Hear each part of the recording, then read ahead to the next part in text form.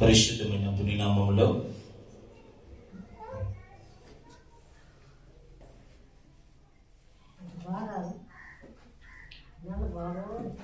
ఈ పునరుత్థానపు ఆరాధనలో పాలుభాగస్తులైన మీ అందరికీ ప్రత్యేకమైన వందనాలు.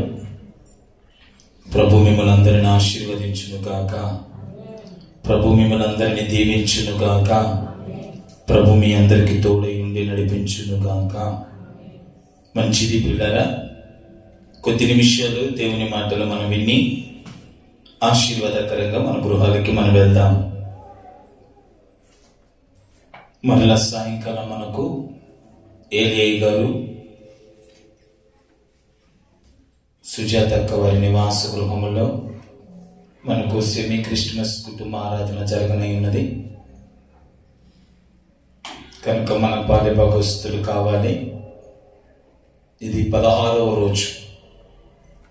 ఈ రోజుతో మనకు 16వ రోజు క్రిస్మస్ కుటుంబ ఆరాధనలో మనం ఉన్నాం.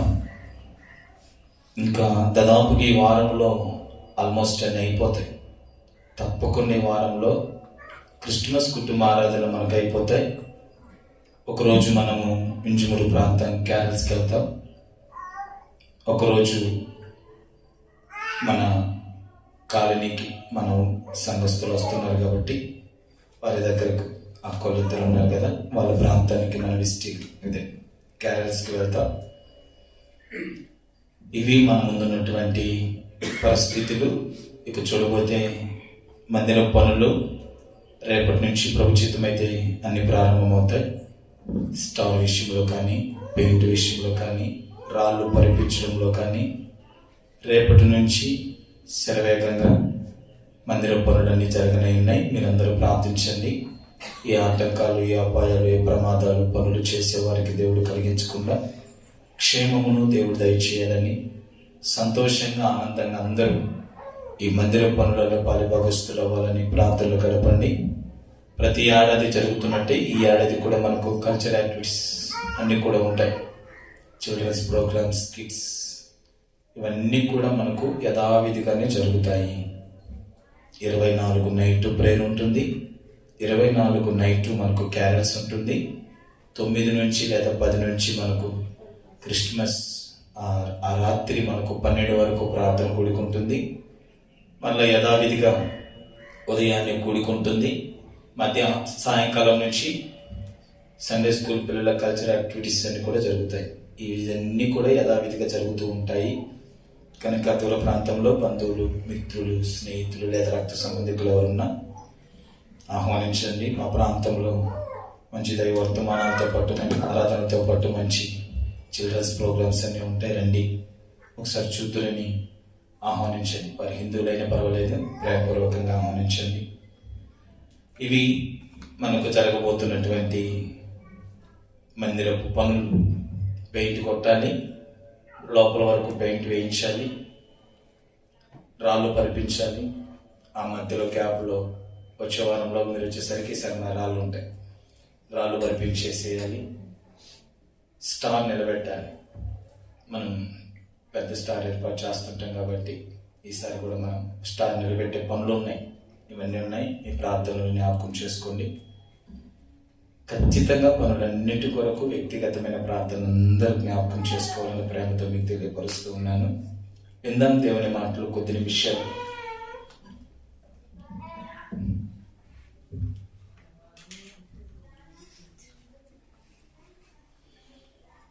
గత వారంలో ఒక జీవితాన్ని మనం ధ్యానం చేస్తూ వస్తున్నాం.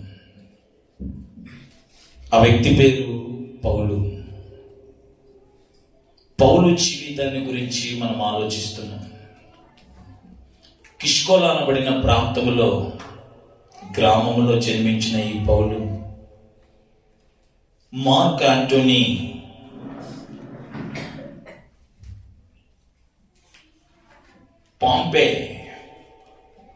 పాంపే గారు ఈ కిష్కోలా ప్రాంతంలో జన్మించినటువంటి పౌలు కుటుంబాన్ని తీసుకెళ్లి తార్సు అనబడిన పట్టణానికి, అది టర్కీ దేశం, పట్టణంలో బానిసలుగా అమ్మవేశారు. బానిసలుగా అమ్మబడిన ఈ కుటుంబం కొన్నేళ్లు బానిసలుగానే బ్రతుకుతూ ఉంది. ఈలోగా పాంపే మరణించిన తదనంతరం మార్క్ యాంటోనీ రోమా చక్రవర్తి లేక రోమా కింగ్ రాజుగా అవుతాడు. ఈ మార్క్ యాంటోనీ ఎప్పుడైతే రాజు అయ్యాడో బానిసలుగా ఈ పాంపే ఎవరినైతే అమ్మివేశాడో వాళ్ళందరికీ విడుదల ఇచ్చాడు. మీకు నేను స్వతంత్రం ఇస్తున్నాను, మీకు నేను విడుదల ఇస్తున్నాను, మిమ్మల్ని నేను విడిపిస్తున్నాను. మీరు బానిస బ్రతుకుల నుంచి విడుదల కొరయి మీ నివాసాలు మీరు కట్టుకోండి, మీరు అభివృద్ధి చెందండి, మీరు వర్ధిల్లండి, మీకు రోమా పౌరసత్వాన్ని కూడా నేను ఇస్తున్నాను, మీరందరూ నాకు సపోర్ట్ చేయాలని ఈ మార్క్ యాంటోనీ ఆ బానిసలుగా వెళ్ళిన ప్రజలందరినీ విడిపించేశాడు. మార్క్ యాంటోనీ తదనంతరం మనకు ఔగుస్తు వస్తాడు. ఇతనే మొట్టమొదటి రోమా చక్రవర్తి. ఈ ఔగుస్తు అనబడిన ఈ వ్యక్తి రోమా చక్రవర్తిగా ఏర్పాటు చేయబడి గద్దె మీద కూర్చున్నాక మార్క్ యాంటోనీ ఏ అయితే ప్రజలకు వెసులుబాటులు ఇచ్చాడో, స్వతంత్రతనిచ్చి బానిస బతుకు నుంచి విడిపించి వారికి రోమా పౌరసత్వం ఇచ్చి వాళ్ళని ఆ ఇల్లులు కట్టుకుని అభివృద్ధి చెందండి, ఫలించండి అని ఎలాగునైతే మార్క్ యాంటోనీ చెప్పాడో, ఈ ఔగుస్తు గద్దెనెక్కి కూర్చోగానే ముందున్నటువంటి మార్క్ యాంటోనీ మీకు ఎలాంటి వసతులు ఏర్పాటు చేశాడో, వెసులుబాట్లు ఇచ్చాడో అవి నేను కూడా ఇస్తున్నా. మీకు రోమా పౌరసత్వాన్ని నేను కొనసాగిస్తున్నా. మీరు ఇల్లు కట్టుకోండి, మిత్రులు వ్యాపారాలు చేసుకోండి, అభివృద్ధి చెందండి, వర్తిల్లండి అని అనడంతోనే ఈ పౌలు కుటుంబము సంతోషించి ఆనందించి వ్యాపార రీతి అభివృద్ధి చెందడం ప్రారంభించింది.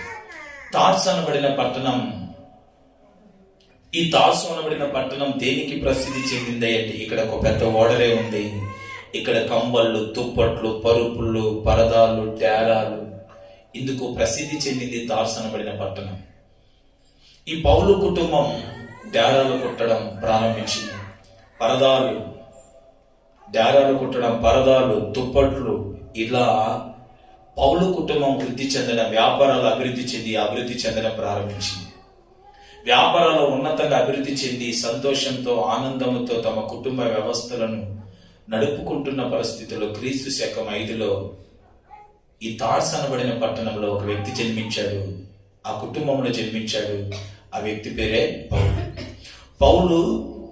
తార్సు అనబడిన పట్టణం, ఎందుకంటే పౌలు క్రొత్త నిబంధనలో సువార్త పత్రికల్లో నేను తార్సు వాడను అంటాడు. కిష్కొల ప్రాంతం నుంచి బానిసగా వచ్చి తార్సు అనబడిన పట్టణంలో పుట్టినవాడు పౌలు. నేను తార్సులో పుట్టినవాడని అంటాడు. నేను రోమీయుడునని విచారించక నేను నన్ను ఎలా కొడుతున్నారు అంటాడు. ఇలా రోమా పౌరసత్వం పౌలుకు వచ్చింది. అక్కడ ఆ సహస్రాధిపతి అంటాడు, నేను డబ్బులు ఇచ్చి రోమా పౌరసత్వం కొనానంటే నేను పుట్టుకతోనే రోమా పౌరసత్వం సంపాదించానంట. ఈ విధంగా రోమా పౌరసత్వం వచ్చింది పౌలుకి. తార్సు పట్టణంలో ఈ విధంగా పౌలు తార్సు పట్టణంలో పుట్టాడు. తార్సు పట్టణంలో పుట్టినటువంటి పౌలు, ఆ తార్సు పట్టణంలో జన్మించినటువంటి పౌలు కుటుంబ సభ్యులు సంతోషంతో ఆనందంతో ఆ వ్యాపార రీత్యా బాగుగా అభివృద్ధి చెంది వర్తిల్లి విస్తరించారు. చిన్ననాటి నుంచే పౌలుకి ధర్మశాస్త్రం తల్లిదండ్రులు నేర్పించిన కొన్ని ఓనమానాలు నేర్పించడం, బేసిక్స్ నేర్పించడం ప్రారంభించారు. సరిగ్గా ఒక 8 సంవత్సరాలు సున్నత అయిపోయిన తర్వాత 12 సంవత్సరాలు ఆ మధ్యకాలంలో పౌలుని తీసుకొని పోయి యెరూషలేము ఒక పెద్ద యూనివర్సిటీ ఉంది, అదే హిల్లేల్ అనబడిన ఒక స్కూల్లో పౌలుని జాయిన్ చేశారు. ఆ హిల్లేల్ అనబడిన స్కూల్లో ఒక ఉపాధ్యాయుడు ఉన్నాడు. ఆ ఉపాధ్యాయుడి పేరే గమలీయేలు.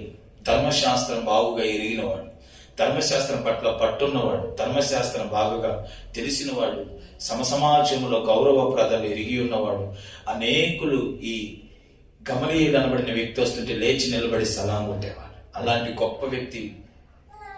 గొప్ప వ్యక్తి హిల్లేల్ అనబడిన స్కూల్లో ఒక ప్రధాన ఉపాధ్యాయుడిగా ఉంటే ఈ పౌలు యొక్క ఇద్దరు తల్లిదండ్రులు తీసుకెళ్లిపోయి హిల్లేల్ పాదాల చెంత పెట్టి, అయ్యా ఇదిగో నా కుమారుని మీ చెంత పెడుతున్నాను, ఈ బిడ్డ ఎలాగా మారిపోవాలంటే ధర్మశాస్త్రం మీద అవపోసన పోసేయాలి, ధర్మశాస్త్రంలో గొప్ప పండితుడైపోవాలి, ధర్మశాస్త్రంలో ఒక ఉన్నతుడైపోవాలి, నువ్వు ఏం చేస్తావో చెయ్యి, ఈ బిడ్డ మాత్రం ధర్మశాస్త్రంలో గొప్పోడైపోవాలన్నారు.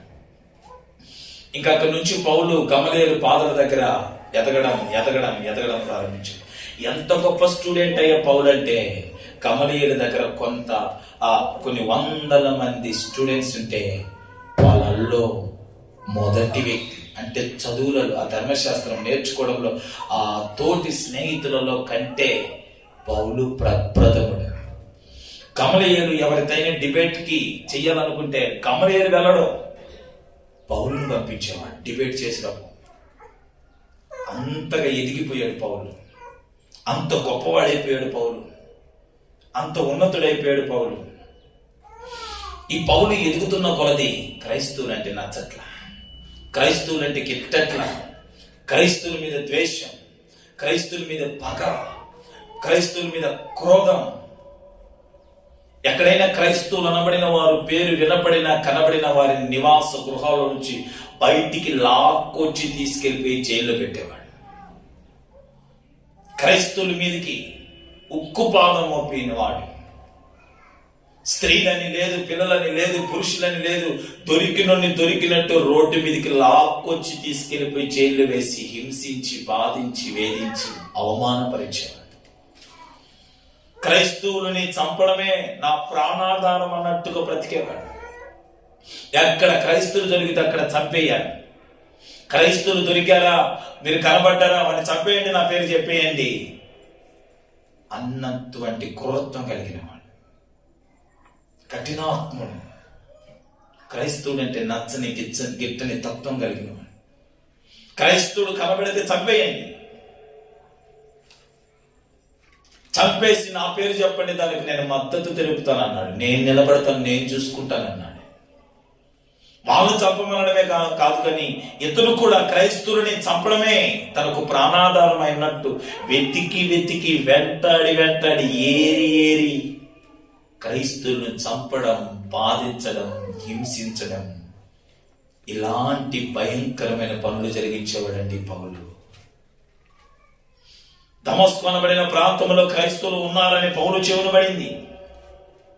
దాంతో పౌలు తీర్మానంలోకి వచ్చాడు. ప్రధాన యాజకుడు ఉన్నాడు, యూదులకు యాజకులు ఉండేవాళ్ళు.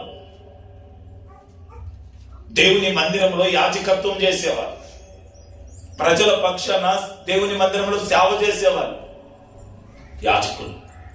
ఆ యాజకుడు అన్నా కైప మామాళ్ళు.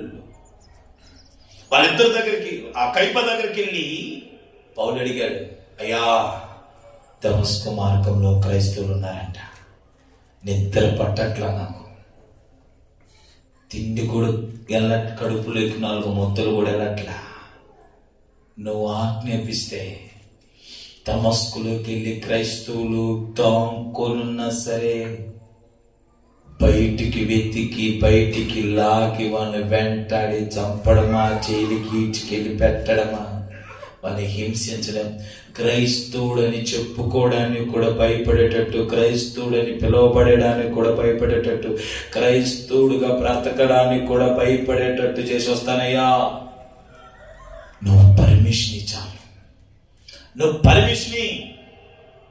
దమస్కులో వాళ్ళు ఎక్కడ ఏ కలుగులు దాక్కున్న బయటికి లాగి ఆ దమస్కులోనే క్రైస్తవుడు అనబడిన వాడు లేకుండా నిర్మూలం చేసి చేస్తా అన్నాడు. కైప అన్నాడు, ఎల్లో పర్మిషన్ గ్రాంటెడ్ అనగానే పౌలు మహావేశంతో, క్రోధముతో, కక్షతో, ఉద్రేకముతో, ఈరోజు నాకు వేటాడడానికి క్రైస్తవులు దొరికారన్న సంతోషంతో, ఆనందముతో ఉరకలేస్తూ టీమును కొంతమందిని వెనకేసుకుని బయలుదేరిపోయాడు దమస్కు ప్రాంతానికి క్రైస్తవుని లేపేద్దామని. దమస్కు మార్గమున వెళ్తుండగా పౌలు చుట్టూ ఒక భయంకరమైన వెలుగు పౌలును ఆవరించేసింది. 2 కన్నులు పోయాయి. మెల్లని స్వరం వినబడుతుంది, పౌలా సౌలా సౌలా. ఇది కాదు, సౌలా సౌలా నీవేళ నన్ను హింసించుదు. సౌలు స్పందన, నువ్వు ఎవరు ప్రభువా? నీవు ఇన్ని రోజులు హింసించుచున్న యేసును నేనే. హింసించుచున్న యేసును నేనే సౌలా. ప్రక్కనే పట్టణం ఉంది, వెళ్ళు. పట్టణంలోకి వెళ్ళాడు. 3 రోజులు ఉపవాసాలుండి అన్నపానాలు ముట్టకుండా ఒంటరిగా తనలో తను కుమిలిపోతూ నలిగిపోతూ ఒక్కొక్క పాపం తను చేసిన ప్రతి పాపాన్ని జ్ఞాపకం చేసుకుని తన పాపాన్ని బట్టి పశ్చాత్తాపడుతున్నాడు. ఉపవాసం ఉండి, అయ్యా ఈ చేతులతో చెప్పేశాను, ఎందరినో బయటికి లాక్కొచ్చి ఈడ్చి అవమానపరిచి జుట్టు పట్టుకెళ్ళి ఈడ్చికెళ్ళిపోయి జైల్లో పెట్టి వేధించాను. నేను దుర్మార్గునయ్యా, నేను పాపినయ్యా. 3 రోజులు అన్నం తీసుకెళ్ళి పెడితే నాకు అన్నమొద్దు.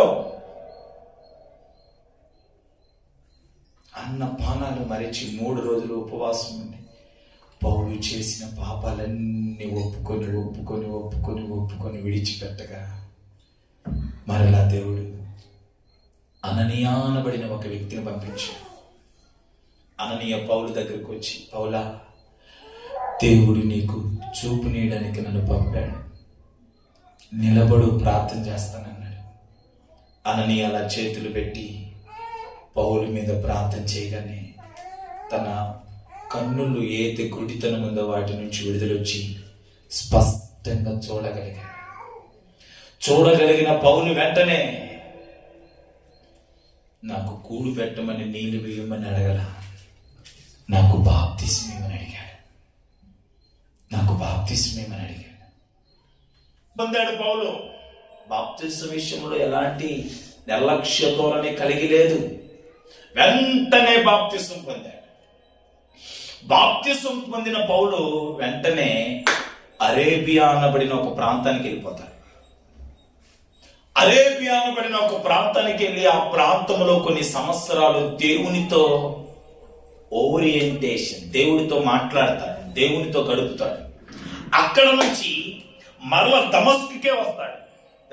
మరలా ఎక్కడికి వస్తాడు? దమస్కు వచ్చి మరలా ఒకప్పుడు ఈ క్రైస్తవులు అనబడిన వారిని హింసించాలి, బాధించాలి, వేధించాలి, వారు చంపాలన్న శైలిలో దమస్కు ప్రాంతానికి వచ్చిన పౌలును దేవుడు దర్శించగా మారిపోయిన వాడు అరేబియాకి వెళ్ళాడు. అరేబియాలో కొన్ని రోజులు దేవునితో ఓరియంటేషన్ అయిపోగానే మరలా ఇప్పుడు పౌలు ఎక్కడికి వచ్చేసాడు? ఇప్పుడు ఎలా వచ్చాడు చెప్పనా? క్రైస్తవులను చంపడానికి, క్రైస్తవులు హింసించడానికి, క్రైస్తవులను బాధ పెట్టడానికి కాదు, క్రైస్తవుల తరపున నిలబడడానికి వచ్చాడు. క్రైస్తవుల తరపున నిలబడడానికి వచ్చాడు. క్రీస్తు తరపున నిలబడడానికి వచ్చాడు. క్రీస్తు కొరకు బ్రతకడానికి వచ్చాడు. సమాజ మందిరాల్లోకి వెళ్ళి పౌలు దేవుని మాటలు చెప్పడానికి నిలబడేసరికి యూదులు అనుకున్నారు, ఈరోజు పౌలు వచ్చాడురా, క్రైస్తవులకు ఉంటుంది ఒక్కొక్కడికి దొరికినట్టే ఈడ్చి లాగి తోలు తీసేస్తారని అనుకున్నారు యూదులు. ఎందుకంటే యూదులు చల్లా చెదరైపోయిన యూదులు సమాజ మందిరాలు కట్టుకునేవారు. సమాజ మందిరాల్లో బలులు అర్పించరు. బలులు అర్పించాలన్నా, పండగలు చేయాలన్నా యెరూషలేములో ఉన్న ఆలయానికే వెళ్ళాలి. ఇలా సమాజ మందిరాలలో దేవుని వాక్యాన్ని మాత్రమే ధ్యానం చేస్తారు. వాక్యాన్ని, ప్రార్థనలు, వాక్యం, ఇదే సమాజ మందిరాలు ఎట్టుంటాయి. ఆలయం అంటే యెరూషలేములో ఉంటుంది. అక్కడికి పండగలకి వెళ్ళాలి, తప్పకుండా ఆలయానికి వెళ్ళాలి. ప్రతి పండగకి వారు యెరూషలేముకి వెళ్ళాలి. బలులు ఇవ్వాలంటే యెరూషలేముకి వెళ్ళాలి. పండగలు చేయాలంటే యెరూషలేముకి వెళ్ళాలి. బట్ సమాజ మందిరాలంటే వారు దూర ప్రాంతాల్లో ఉంటారు కాబట్టి వాళ్ళు ప్రతి సబ్బాతు దినమున కూడుకునే వీటిని సినగోగులు అన్నారు. ఈ సినగోగుల్లోకి పౌలు వెళ్ళిపోయాడు. ఇప్పుడు అనుకున్నారు యూదులు, వచ్చాడురా, క్రైస్తవుని ఏరేస్తాడ్రా, ఈరోజు క్రైస్తవులు తాట తీసేస్తాడ్రా, క్రైస్తవుని పిండేస్తాడ్రా అనుకున్నారు యూదులు. పౌలు ప్రసంగం చేయడానికి నిలబడ్డాడు. ప్రసంగం మారిపోయింది. ప్రసంగం యూదులకు వ్యతిరేకంగా క్రైస్తవులకు అనుకూలంగా మాట్లాడడం ఆరంభించేశాడు. కూర్చున్న యూదులకు అర్థం కావట్లా. ఏం మాట్లాడుతున్నారా పౌలు? ఏం మాట్లాడుతున్నాడు? క్రైస్తవుని చంపడానికి కదా వచ్చింది, క్రైస్తవుని వేటాడడానికి కదా వచ్చింది, క్రైస్తవుని ఏరివేయడానికి కదా వచ్చింది. ఏంటి పత్రికలు మనకు వచ్చాయి కదా, క్రైస్తవులు అనబడిన వాడిని ఏరేయడానికి పౌలు అనబడిన వాడు వచ్చాడని. ఇప్పుడు ఈ పౌలు ప్రసంగం ఏంటి? మారిపోయింది. పౌలు స్థితి ఏంటి? పౌలు మాటలేంటి? మారిపోయాయి. క్రైస్తవులు వెనకేసుకొస్తున్నాడు. నేను కుర్ర క్రైస్తవుని అంటున్నాడు. ఏంటి వింత? పౌలు ఏమైపోయాడు? ఇప్పుడు క్రైస్తవుడైపోయాడు. బాప్తిసము తీసుకున్న తదనంతరం ఇప్పుడు పౌలేంటి? క్రైస్తవుడైపోయాడు. దమస్కులో ఒక 3 సంవత్సరాలు ఉన్నాడండి. 3 సంవత్సరాల్లో విస్తారంగా సువార్తను ప్రకటించేశాడు క్రీస్తుని గురించి. ఇది చూసినటువంటి దమస్కులో ఉన్న యూదులు దమస్కు రాజైన అరితే అనబడిన ఒక ఆయనతో సంబంధం కలుపుకొని పౌలుకి కౌంటర్ డౌన్ మొదలు పెట్టారు. పౌలు మీద తిరుగుబాటు చేయడం, పౌలుని ఇక తరమడం ప్రారంభించాడు. ఈ పౌలు కూడా ఏంటంటే అందరినీ క్రైస్తవులు చేసేస్తారు. పౌల్ని ఇక్కడి నుంచి తరిమేయాలి, లేపేయాలి, చంపేయాలని కుట్ర పడితే అక్కడి నుంచి పౌలు యెరూషలేముకి వస్తాడు. యెరూషలేములోకి వచ్చి పేతురు అనబడిన వ్యక్తితో, అతనప్పుడు ప్రప్రథమైన శిశువు, అతనితో కలుసుకుంటాడు. అతనితో కలుసుకొని అక్కడ కూడా పౌలు ఒకప్పుడు ఏం చేశాడు? క్రైస్తవుల్ని హింసించేవాడు కదా. ఇప్పుడు ఈ క్రైస్తవులకే సపోర్ట్ చేస్తున్నట్టే యూదులందరినీ పౌల్ని ఏం చేస్తారు? లేపేస్తారు. పౌలా, నీకు థ్రెడ్ ఉంది, ఇక్కడి నుంచి నువ్వు పారిపో అంటే తన సొంత పట్టణమైన తార్సుకి వెళ్ళిపోతాడు. తార్సు అనబడిన పట్టణానికి వెళ్ళి ఆడ బ్రతుకుతూ ఆడ సువార్త చెప్పుకుంటూ వెళ్తాడు. తార్సులో పుట్టినవాడు మళ్ళా తార్సుకే వెళ్ళిపోయాడు. తార్సు పట్టణంలో బ్రతుకుతూ సువార్త చెప్పుకుంటుంటే ఈలోగా అక్కడికి బర్నబా అనబడిన ఒక వ్యక్తి వెతుక్కుంటూ పౌలు కాడికి పోతాడు.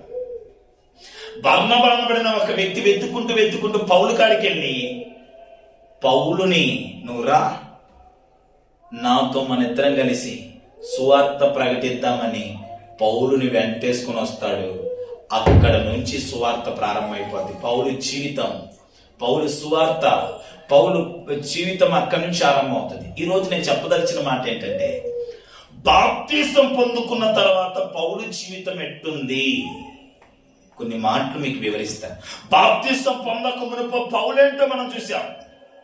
ఇప్పుడు బాప్తిసం తీసుకున్న తదనంతరం పౌలు జీవితం ఏంటి ఆలోచించేద్దాం. రండి పరిశుద్ధ గ్రంథంలోకి త్వరగా కొన్ని మాటలు. 1 కొరింథీ 9వ అధ్యాయం 27వ వచనం. 1 కొరింథీ 9:27. నేను పోట్లాడుట లేదు గాని ఒకవేళ ఇతరులకు ప్రకటించిన తరువాత నేనే భ్రష్టుడనై పోదునేమో అని నా శరీరమును నలగగొట్టి దానిని లోపరుచుకొనుచున్నాను. జాగ్రత్త కింద కొరింథీ సంఘానికి అపోస్తులైన పౌలు పత్రిక రాస్తూ ఆ పత్రికలో ఇలా మాట్లాడుతున్నాడు. ఓ కొరింథీ సంఘస్థులారా, గాలికి పోట్లాడినట్టు పోట్లాడలేదు కానీ ఇతరులకు ప్రకటించిన తర్వాత నేను భ్రష్టుడినైపోదునేమోనని నా శరీరాన్ని నలగొట్టి లోపరుచుకుంటున్నాను. బాప్తిసం తీసుకున్న తదనంతరం పౌలు జీవితాన్ని ధ్యానిస్తున్నాం. ఏంటి బాప్తిసం తీసుకున్నాక పౌలు జీవితం అంటే? తన శరీరాన్ని నలగొట్టి లోపరుచుకుంటున్నాడంట. ఇది వరకు తన శరీరం ఏది చెప్తే అది చేశాడు. తన శరీరేచ్ఛలను నెరవేర్చాడు. తన శరీర కోరికలను తీర్చాడు. తన శరీరం కోరింది, ఆశించింది, అన్నిటినీ నెరవేర్చుకుంటూ పోయాడు. బాప్తిసం తీసుకున్న తదనంతరం ఇప్పుడు శరీరాన్ని ఏం చేస్తున్నాడు? నల్ల కొట్టి దాన్ని ఏం చేస్తున్నాడు? లోపరిచేసుకుంటున్నాడంట. అద్భుతమైన మాట. ప్రతి క్రైస్తవుడికి పౌలు ఎందుకు మాదిరి అంటే అందుకే శరీరాన్ని నల్లగొట్టుకొని లోపరుచుకోవడం. ఈ శరీరం అంటది పాపం చేయమని, ఈ శరీరం అంటది అపవిత్రమైన కార్యాలు జరిగించమని, ఈ శరీరం అంటది చూసిందల్లా అనుభవించమని. బాప్తిసం తీసుకున్న నీవు నేను మనందరమే ఈ శరీరం చూసిందల్లా కోరింది అనుభవించి దేవునికి విరుద్ధంగా పాపం చేయమని కోరితే ఈ శరీర క్రియలను నువ్వేం చేయాలి? నలగొట్టాలంట. నలగొట్టి ఆ శరీరాన్ని అదుపు చేయాలి. పౌలు ఇంకొక మాట అంటాడు. 1 కొరింథీ 6:12 మాట చూడండి. 1 కొరింథీ 6:12 అన్నిటి యందు నాకు స్వాతంత్రము కలదు, ఏమంటాడంటే నాకు అన్నిటి యందు స్వాతంత్రం ఉంది.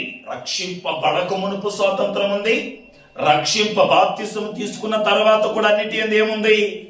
స్వాతంత్రం. అన్ని చేయడానికి నాకు స్వాతంత్రం ఉంది. ఈ శరీరము కోరిన కోరికలను నెరవేర్చడానికి నాకు స్వాతంత్రం ఉంది. ఈ శరీరేచ్ఛలను నెరవేర్చడానికి నాకు స్వాతంత్రం ఉంది.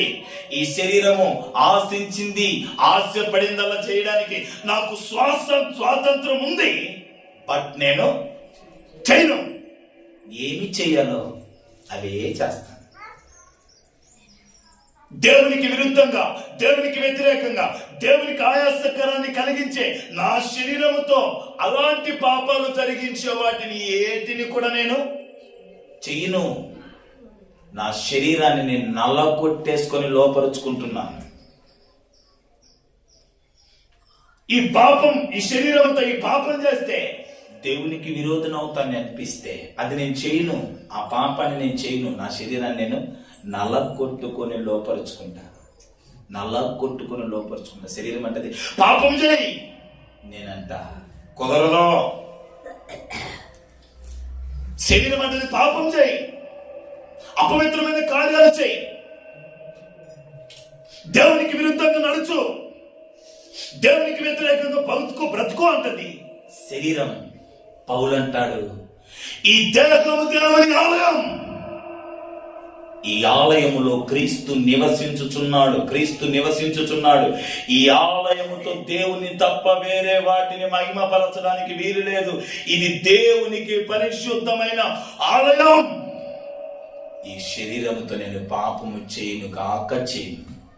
దేవునికి విరుద్ధంగా, దేవునికి వ్యతిరేకంగా పాపము చేయను కాక చేయను. ఈ శరీరాన్ని పౌలు ఏం చేస్తున్నాడు? నల్లగొడుతున్నాడు. నా ప్రియమైనటువంటి వాళ్ళ, శరీరానుసారమైన ఈ శరీరముతో కూడిన పాపము మనం చేయకూడదు. బాప్తిసం తీసుకున్నాక ఈ శరీరము మనకు అనేక పాపాలు చేయడానికి, దాని ఇచ్చను నెరవేర్చుకోవడానికి, దాని ఆశలు నెరవేర్చుకోవడానికి ప్రయత్నం చేసిన ఈ శరీరాన్ని పాపానికి మనం అప్పగించకూడదు. ఈ శరీరం పాపము చేయడానికి, ఈ శరీరం పాపం చేయమని ప్రేరేపించిన ఈ శరీరంతో మనం పాపము చేయకుండా ఈ శరీరాన్ని మనం ఏం చేయాలా? నలగొట్టుకోవాలి. ఈ శరీరాన్ని నలగొట్టాలి.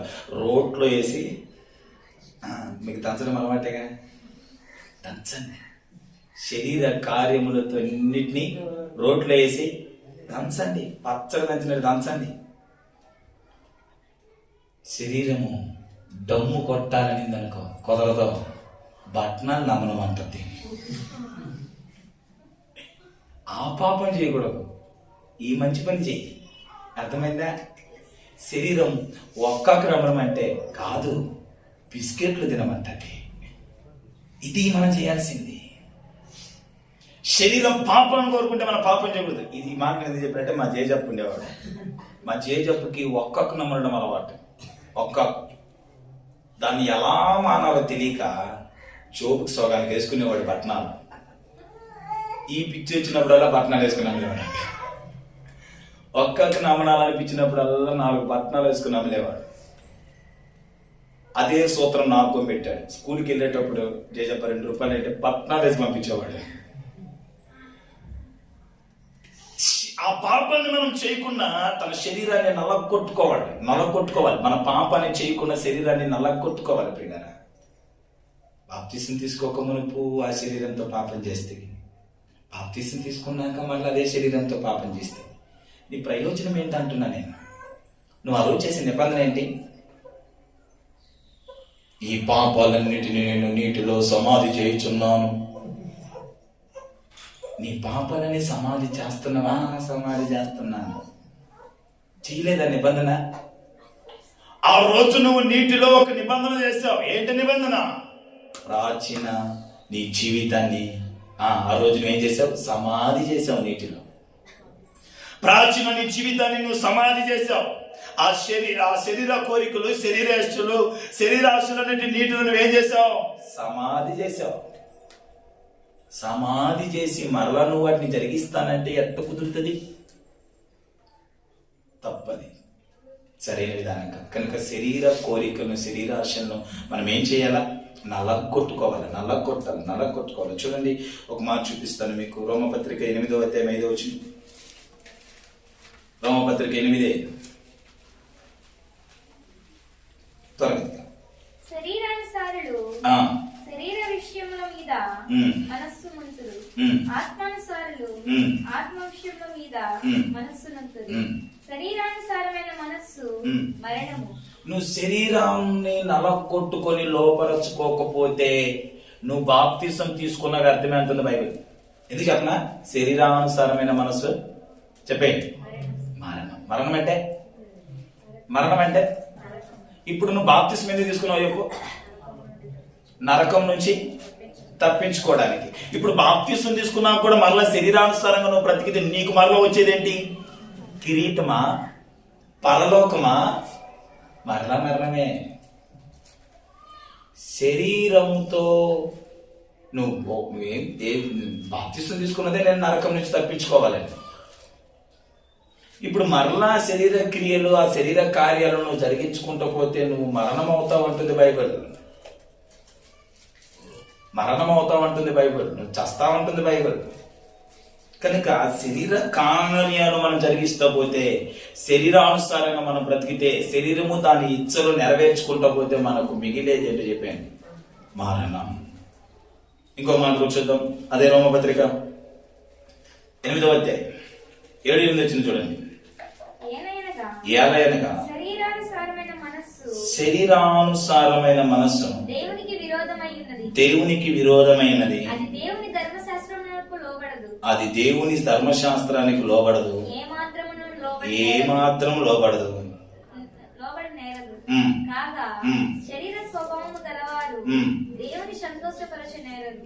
ఏం చేయలేరంటే శరీర స్వభావం కలిగిన వారు దేవుణ్ణి సంతోషపెట్టలేరు. శరీరానుసారులు, శరీర సంబంధులు, శరీర కోరికలు, శరీరేచ్ఛలు నెరవేర్చుకుంటూ పోయే వాళ్ళు దేవుణ్ణి సంతోష పెట్టలేరు. నీళ్లు తాగాలి, శరీర కోరికే. ఆ విషయాలు కాదు గురించి నేను చెప్పేది. అన్నం తినాలి, శరీర కోరికే. దాని గురించి కదా నేను చెప్పేది. వాకింగ్ చేయాలి, జాగింగ్ చేయాలి, శరీర కోరికే. అది కాని విషయాలు కాదు. ఈ శరీరముతో కొన్ని పాపాలు చేస్తుంటాం. అర్థమైందా? ఫర్ ఎగ్జాంపుల్, అదే నేను ఇందా చెప్పాను కదా, ఏం తాగడం? బీడీలు తాగడం, అబద్ధాలు ఆడటం, మోసాలు చేయడం, అన్యాయం చేయడం, అక్రమం చేయడం, కోపం అంటున్నా, కుళ్ళు, అసూయ. ఈ శరీర కార్యములు స్పష్టమైనవి. గలతీ పత్రిక 5వ అధ్యాయంలో రాయబడింది కదా, శరీర కార్యాలు స్పష్టమైనవి. మత్తత్వం, ఇలాంటివన్నీ శరీర కార్యాలే. వీటికి ఇలాంటి కోరికలను మనం నలగొట్టుకోవాలి. మనకు అర్థమైపోద్దిగా, ఈ పాపం, ఈ శరీరంతో ఈ పాపం చేస్తే మనం దేవునికి వ్యతిరేకమైపోతాం. కనుక ఈ పాపము, ఈ శరీరంతో ఈ పాపము చేయకుండా దేవునికి వ్యతిరేకంగా ఉండడానికి మనం ఈ శరీరాన్ని ఏం చేయాలి? నలగొట్టేయాలి. అది క్లారిటీ. శరీరం కొన్ని కోరుకుంటుంది, అప్పికాయ తినాలనిపిస్తుంది, తప్పేం లేదు. జాబ్ చేసుకోవాలనిపిస్తుంది, తప్పేం లేదు. నిద్రపోవాలనిపిస్తుంది, తప్పేం లేదు. తప్పేంటో మీకు తెలుసు. ఈ శరీరంతో ఏం చేయకూడదో మీకు తెలుసు. శరీరంతో ఏం జరిగించకూడదో మీకు తెలుసు. శరీరంతో ఎలా బ్రతకూడదో, ఎలా బ్రతికితే దేవునికి విరుద్ధమైపోతామో, వ్యతిరేకమైపోతామో, అది దేవుని దృష్టికి పాపంగా ఎంచబడుతుందో మీకు తెలుసు. తెలియని పిల్లలైతే కాదు మీరు. అయ్యి చేయకూడదు, అయ్యి చేయకుండా ఈ శరీరాన్ని ఏం చేయమంటున్నాడు, అది అలా కొట్టేయమంటున్నాడు. అలాగూ కూడా నువ్వు బ్రతికితే నువ్వేమైపోతావు, మరణం. ఈ శరీరానుసారుడు దేవుణ్ణి సంతోషపెట్టలేరు.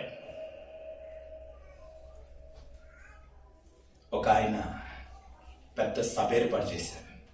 అందులో మన పాత్ర సౌండ్ సిస్టమ్, మన పాత్ర లైట్లు. ఉచితంగా ఫ్రీగా మనమే లైట్లు కట్టాం. వాళ్ళ సభ వేరే వాళ్ళ సభ, మంది కాదు. మనమే లైట్లు కట్టాం. అడిగితే బాక్సులు పెట్టాం, లైట్లు కట్టాం. దగ్గరుండి గొంతులు మనమే తీసాం, కర్రలు మనమే పాతాం, లైట్లన్నీ కట్టించాం, ఆ బాక్సులని పట్టించాం. సభ అద్భుతంగా జరిగింది. పాస్టర్లు దూర ప్రాంతాల నుంచి పిలిపించుకున్నారు, వచ్చారు, మంచిగా వర్తమానాలు ఇచ్చారు. సభ బాగు జరిగింది. వీళ్ళు అనుకున్నారు, ఆ సభను జరిగించిన పెద్దలు అనుకున్నారు, ఈరోజు దేవుడు మనల్ని బట్టి సంతోషించుతుంటాడని.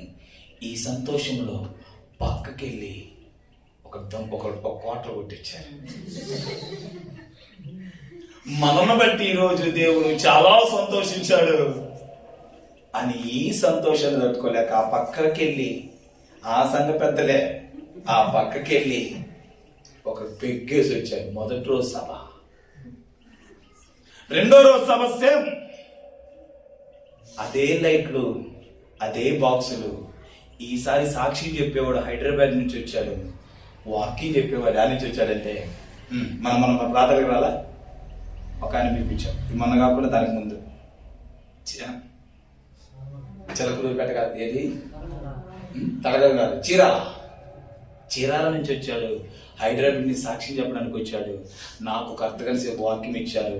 అర్ధగంటసేపు వాక్యం నేను చెప్పిన తర్వాత, ఆలోచి ఒక అద్భుతమైన ఆరాధన చేసిన తర్వాత, ఈయన నుంచి అద్భుతమైన సాక్ష్యం చెప్పిన తర్వాత, ఆయన నుంచి అద్భుతమైన లాస్ట్ ఎండింగ్ ప్రసంగం చెప్పి లాస్ట్ లో పశ్చాత్తాపం జరిగిన తర్వాత మరలా వీళ్ళు గ్యాదర్ అయ్యారు. ఎంత బాగా జరిగింది సభ ఈరోజు. మరలా మిగిలిన సొమ్ముతో ఇంకొకటి కొట్టారు, మిగిలిన సొమ్ముతో ఇంకొకటి కొట్టి ఈలోగా పాస్టర్ని పంపించాల్సిన విషయం మర్చిపోయారు. పాస్టర్ని పంపించారు కదా, ఇది కొట్టి ఆయన మర్చిపోయి ఆయన నిలబడిపోయారు రోడ్లో. ఏమని, నన్ను పంపండి అన్నట్టు. వీళ్ళు అది మర్చిపోయి వీళ్ళ పనుల్లో వీళ్ళు ఉన్నారు. కొట్టాక ఇంకేముంది, మర్చిపోయారు. ఇంకా పాస్టర్కు దిక్కు దశలేదు, వచ్చిన పాస్టర్కి దిక్కు దశలేదు. ఆ పాస్టర్కి రావాల్సిన కానుకలు వీళ్ళు వేసినట్టున్నారు. పాస్టర్ కానుకలు పెట్టడానికి డబ్బు లేదు. తీసుకొచ్చి కలిగిరిలో వదిలేస్తే షెల్టర్ ఇచ్చింది మేమే కదా. 2 రోజులు వాళ్ళు మన ఇంట్లో ఉన్నారు, పద్దీలు కాబట్టి మన ఇంట్లో ఉన్నారు కాబట్టి మళ్ళా ఫోన్ వచ్చింది. నిక్కర మీద పోయాం పాస్టర్ గారి దగ్గరికి. పాపం వాళ్ళ పరిస్థితి ఏంటంటే, ఎందుకు వచ్చిన రైలుకి తిట్టుకుంటున్నారు వాళ్ళని, పిలిచిన వాళ్ళని, ఆ సంఘ పెద్దలు భయంకరంగా ఈ తాగుబోతులు పిలిచి మమ్మల్ని ఎంత ఇబ్బంది పెట్టారు. వీళ్ళు జీవితంలో అట్ట ఎట్టనిపోయి భయంకరంగా శపించిపోయారు. పాస్టర్ 12 గంటలక అసలు ఆ రోజు ఎక్కించామా నెక్స్ట్ రోజా ఆ రోజు పంపించలేదు వాళ్ళని. ఆ నెక్స్ట్ రోజు మరలా జాగ్రత్తగా వాళ్ళని ఉదయం వరకు అన్ని ఏర్పాటు చేసి వాళ్ళని జాగ్రత్తగా పంపించాం. ఎందుకు నేను ఈ మాట చెప్పానంటే, వాళ్ళు ఏమనుకున్నారో సభ అద్భుతంగా జరిగింది, దేవుడు సంతోషించాడు. ఈ సంతోషంలో ఒక పెక్కు. గతంలో మీరు కూడా అంతే కదా, మనం చెప్తున్నారు ఎవరు నాకు స్టోరీ. గతంలో అంతే కదా, క్రిస్మస్ వచ్చిందంటే గుడిసెలో శుభ్రంగా ఆరాధన చేసుకొని సాయంత్రానికి ఒక పెక్కు. మనం చెప్తుంటే విన్నాను పెద్దవాళ్ళు ఇక్కడ కూర్చొని. కనుక నేను ఏమంటున్నానంటే, వీళ్ళు ఏమనుకున్నారు, అద్భుతంగా సభ జరిగింది, దీన్ని బట్టి దేవుడు సంతోషించాడనుకున్నారు. సంతోషించాడు, ఆనందపడిపోయాడు అని పెగ్గేస్తున్నారు. శరీర కోరికలు నెరవేర్చుకుంటున్నారు. కానీ దానిని బట్టి దేవుడు సంతోషించిన వాడా? కాదు. దానిని బట్టి దేవుడు ఆనందించాడా? కాదు. ఎందుకంటే శరీరానుసారులు దేవుణ్ణి సంతోషపెట్టలేరు. ఇంకా ఇక్కడ ఇంకొంచెం డెప్త్గా చెప్తాను. మీరు బాధ అయిన పర్లేదు, కృష్ణ దగ్గరికి వస్తుంది, మీరు రావాల్సింది ఆపేస్తారని నాకు తెలిసిపోతుంది. అయినా ఆపిన ఇబ్బంది లేదు, చెప్పమన్నాడు కాబట్టి చెప్పేయాలి. ఇంకా గట్టిగా చెప్పనా, కొంచెం డెప్త్గా చెప్పనా? నువ్వు దేవుని సన్నిధికి లజ్జించు, కానీ నువ్వు చేసే పనులన్నీ మంచి పనులు కాదు. లజ్జించి నువ్వు అన్నావు, లజ్జించాను కాబట్టి దేవుడు నన్ను బట్టి సంతోషించాడని నువ్వు అనుకున్నావు. అదే ఆ సంతోషించాడా దేవుడు కాదా? మీరు చెప్పండి. ఇప్పుడు దీన్ని బట్టి దేవుడు సంతోషించినట్ట కాదా? ఇంకెక్కడ సంతోషించినట్టు? రావాల్సినవి వెనక్కి పోయే లైవ్ వదిలితే ఇచ్చావు. నేను ఇచ్చిన దాన్ని బట్టి దేవుడు సంతోషపెట్టడం. నీ శరీర క్రియలను చంపేసుకొని దేవుని కొరకు నువ్వు బ్రతికితే బ్రతుకును బట్టి సంతోషిస్తాడు. అలా బ్రతికి అద్దురుపై వేసిన దేవుడు ఆనందపడతాడు. అలా బ్రతికి 2 రూపాయలు వేసిన దేవుడు సంతోషిస్తాడు.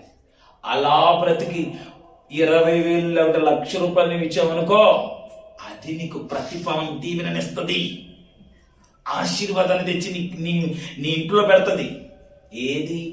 బ్రతికే బ్రతుకు బాగుండి శరీరానుసారం కాకుండా ఒక దేవుని సంబంధిగా ఆత్మానుసారుడిగా ఒక మంచి వ్యక్తిగా నువ్వు బ్రతికి లజ్జి తెచ్చిస్తే తర్వాత వెంటనే నువ్వు ప్రతిఫలం చూస్తావు, దీవెనను చూస్తావు, ఆశీర్వాదం చూస్తావు. ఇది ట్రూ. ఇది బైబిల్ ఒప్పుకుంటున్న సత్యం. శరీరానుసారులు దేవుని ఏం చేయలేరు, సంతోషపెట్టలేరు. కాకపోతే మనకు బయట వాళ్ళు వీళ్ళు ఎవరైనా ఇస్తున్నప్పుడు మనం కాదండి దేవుని పరిచయం వద్దు అన్నామంటే దేవునికి ఇష్టం తీసుకోవడం అంటారు. సమస్యలు కాబట్టి మనం తీసుకుంటాం, ఇంకా దేవుడు చూసుకుంటాడు. కానీ ఒకటి మాత్రం క్లారిటీ, శరీరానుసారంగా బ్రతుకుతూ మనం తెచ్చిచ్చే వాటిని బట్టి దేవుడు సంతోషించడు. శరీరానుసారంగా బ్రతకకుండా దేవుని ఆత్మానుసారంగా బ్రతుకుతూ నువ్వు ఎంత తెచ్చిచ్చినా దాన్ని బట్టి సంతోషిస్తాను. అలా నువ్వు 10,000, 20,000, 30,000, 40,000, 50,000, 60,000, 70,000, 1,00,000 రూపాయలు ఇచ్చినా తిరిగి రెట్టింపు దీవెన నువ్వు పొందుకుంటావు. ఇందులో ఏ సందేహం లేదు. రెట్టింపు దీవెన, రెట్టింపు ఆశీర్వాదం, రెట్టింపు మేలు నువ్వు పొందుకుంటావు. ఇది వాక్యం చెప్తున్నటువంటి సరైన విధానం. యాకోబు మారిపోయిన తర్వాత ఆత్మానుసారుడుగా బ్రతికి 10వ వంతు దేవుడికి ఇవ్వడం ప్రారంభిస్తే యాకోబుకు 2 అంతలు ఇవ్వడం దేవుడు ప్రారంభించాడు. అబ్రాం స్థితి కూడా అంతే. అబ్రాం 10వ వంతు ఇస్తే దేవుడు అంతకు రెట్టింపు ఇవ్వడం ప్రారంభించేశాడు. బ్రతుకు బాగుంది, విస్తారంగా ఇస్తున్నారు, మేలు కూడా అలాగే పొందుకుంటున్నారు. ఇది క్లారిటీ, ఇది స్పష్టత, మనకు ఉండాల్సిన స్పష్టత. అట్టని చెప్పి నేను యుద్ధం చెప్పట్లా. కనుక నా ప్రియమైనటువంటి వాళ్ళని ఆలోచిద్దామంటున్నా. ఒక క్రైస్తవులను, ఒక నిజమైన క్రైస్తవులుగా మనం ఆలోచిద్దాం, ఒక వాక్యానుసారమైన క్రైస్తవులుగా మనం ఆలోచిద్దామంటున్నాం. కనుక శరీరానుసారులు దేవుని ఏం చేయలేరంట, సంతోష పెట్టారు. శరీరానుసారమైన మనస్సు అది వాళ్ళకి ఏమవుతుంది, మరణం. క్లోజ్ చేద్దాం, ముగించేద్దాం.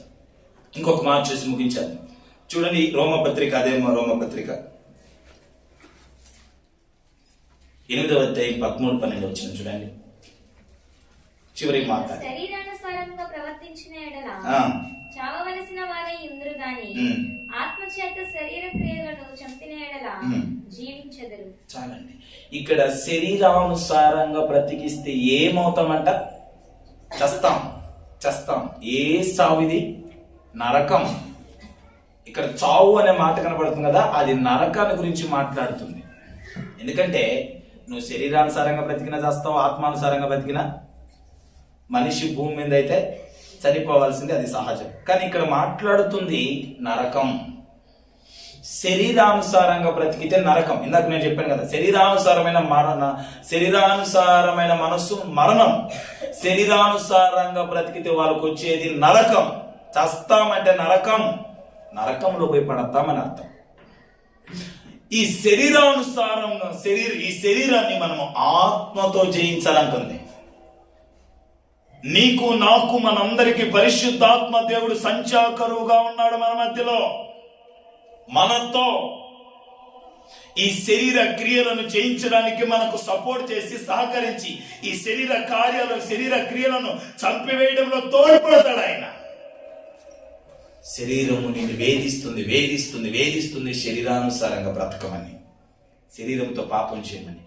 ఆత్మదేవుడి సహాయం మనకు దొరుకుతుంది. అప్పుడు అయ్యా ఈ శరీరాన్ని నేను ఎలాగైనా కొట్టాలా, పరిశుద్ధాత్మని సహాయం నాకు ఇవ్వండి అనగానే boost in the secret of our energy అన్నట్టు పరిశుద్ధాత్మ దేవుడు నీకు సపోర్ట్ చేయడం ప్రారంభిస్తాడు.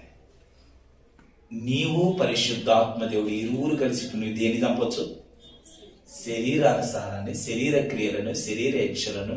నీలో ఉన్న ఆత్మ పరిశుద్ధాత్మ రెండు మమేకమై ఇప్పుడు శరీర కార్యాన్ని చంపేయచ్చు ఈజీగా. పరిశుద్ధాత్మ సహాయంతో శరీర క్రియలు, శరీర కార్యాలను, శరీరేచ్ఛలను మనము చంపివేసేవారముగా ఉందుముగాక. గలతీ పత్రిక 3వ అధ్యాయం 5వ అధ్యాయం 24 5:24. గలతీ 5:24. క్రీస్తు సంబంధులు